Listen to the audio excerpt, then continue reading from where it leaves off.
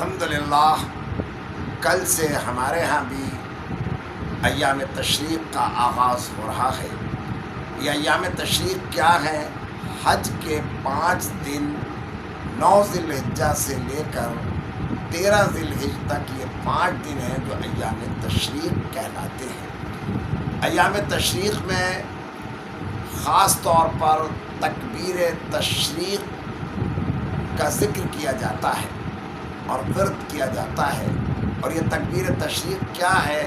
تکبیر تشریق ہے اللہ اکبر لا الہ الا اللہ واللہ اکبر وللہ الحمد۔ اس میں اللہ کی حمد، اس کی کبریائی اور اس کی شان بیان کی جاتی ہے، اور اللہ رب العالمین کا یہ احسان اور اس کا کرم ہے کہ اس نے حج کے لیے تو استطاعت شرط رکھی، من استطاع الیہ سبیلا کہا کہ جس کو استطاعت تو وہ حج کرے، لیکن حج کے 2 مناسک وہ ہیں جس میں اللہ رب العالمین نے پوری امت کو شریک کیا ہے۔ ایک مناسک قربانی ہے اور دوسرا یہی ایام تشریق ہے۔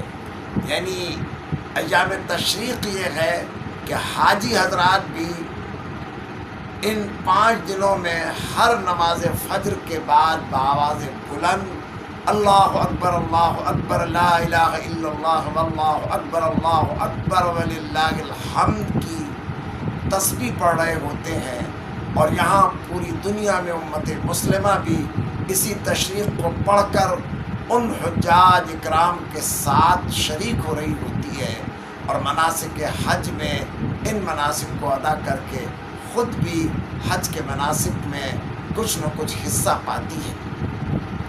اس لیے ہمیں اس کا خاص طور پر اہتمام کرنا چاہیے، اور اس میں مرد حضرات تو فرض نماز کے فوراً بعد باجماعت ان تکبیرات کا اہتمام کرتے ہیں، لیکن خواتین کو بھی اس کا اہتمام کرنا چاہیے، اور ان ایام میں زیادہ سے زیادہ اللہ کا ذکر، اس کی حمد، اس کی ثنا کرنا ہمارے لیے بڑا خیر اور باعث فلاح اور فوز ہے۔